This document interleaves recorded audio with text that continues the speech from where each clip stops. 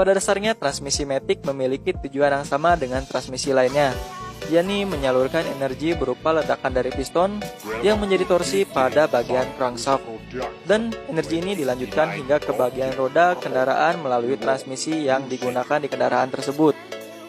Namun yang membedakan CVT dengan jenis transmisi lainnya adalah pada perpindahan rasio transmisi yang dihasilkan oleh CVT terjadi secara terus-menerus atau kontinu, seirama dengan kecepatan dari putaran mesin.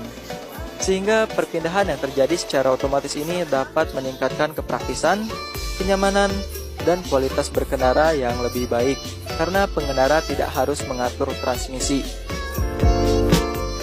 Terdapat 3 komponen utama yang memegang peranan penting pada CVT. Yang pertama adalah primary shift, yang kedua adalah secondary shift, dan yang ketiga adalah V-belt. Prinsip kerja dari transmisi ini dimulai dari energi berupa torsi yang dihasilkan pada bagian dapur pacu yang memutar crankshaft.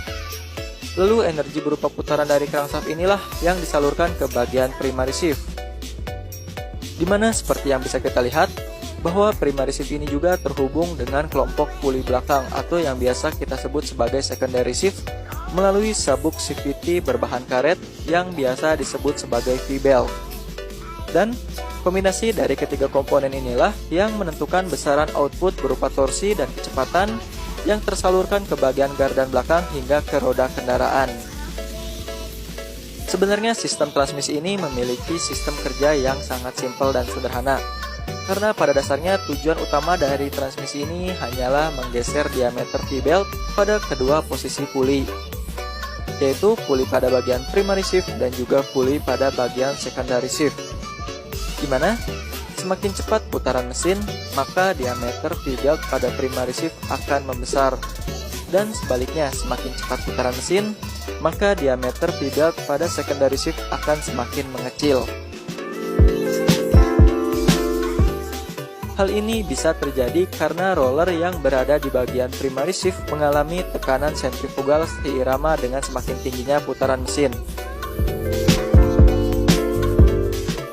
Daya sentrifugal yang semakin tinggi inilah yang mendorong salah satu mangkuk pada primary shift dan menyebabkan V-belt semakin bergerak ke arah diameter luar pada bagian primary shift ini.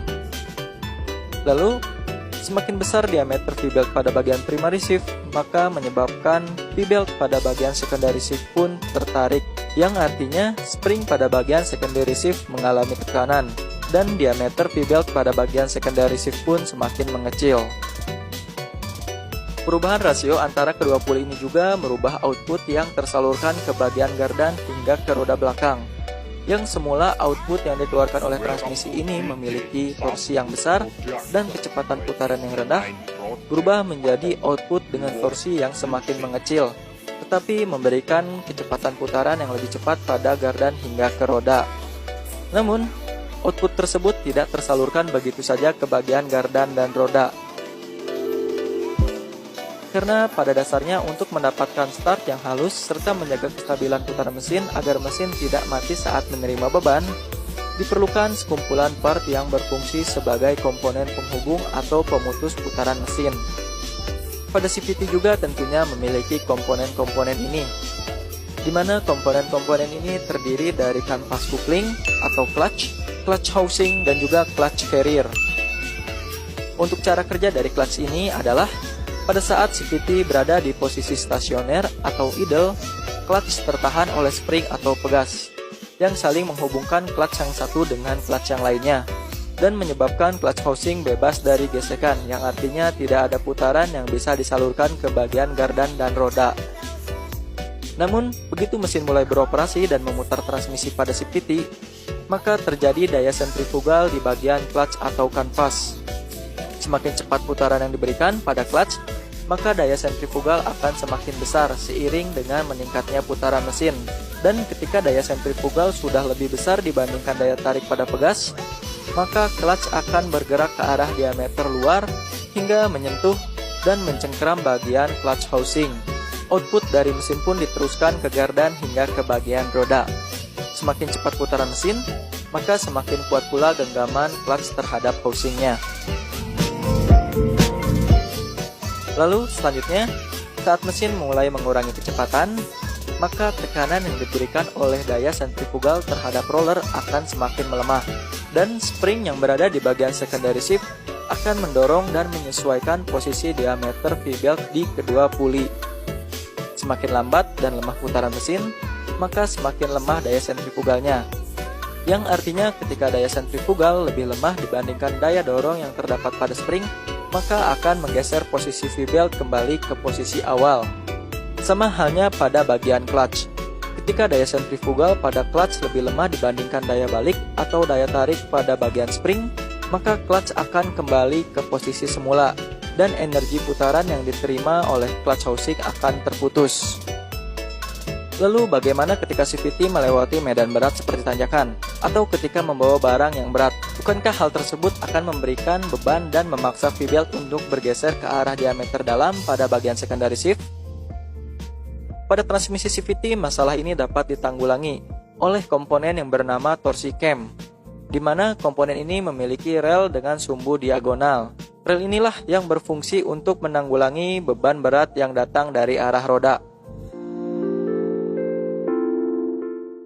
Saat kendaraan melewati medan berat seperti tanjakan, maka torsi cam akan mendorong secondary shift mendekati fixed shift. Tujuannya agar rasio V-belt pada secondary shift dan juga primary shift tetap berada di posisi yang paling ideal untuk menghasilkan output torsi yang tetap maksimal. Dan pada saat beban pada roda berkurang, maka torsi cam akan memberikan tekanan pada spring untuk mengurangi diameter pada secondary shift dengan tujuan mengurangi torsi dan meningkatkan kecepatan putaran output yang akan disalurkan hingga ke roda.